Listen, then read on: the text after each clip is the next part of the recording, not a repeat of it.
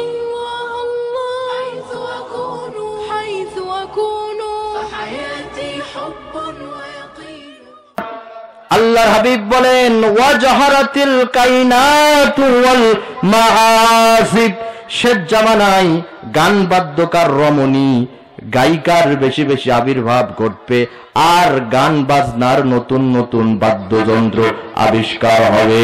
তার মানে নায়ক নায়িকা গায়ক গায়িকাদেরকে হাইলাইট করা হবে, আর কোরআনের লোকদেরকে বেইজ্জতি আর অপমানিত করা হবে।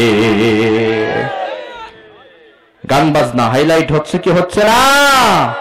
ইসলামে যাবতীয় গান বাজনা এগুলো হালাল না হারাম? দুঃখজনক হলেও সত্য, এই শিল্প আর সংস্কৃতির নাম করে বর্তমানে মাদ্রাসার ভিতরেও শিল্প সংস্কৃতির সাবজেক্ট গত বছরে নতুন কারিকুলামে ঢোকানো হয়েছে।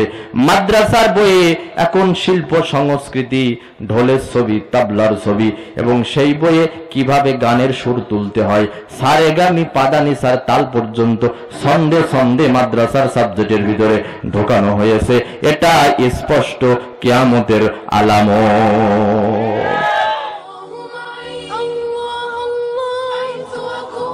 حيث أكون فحياتي حب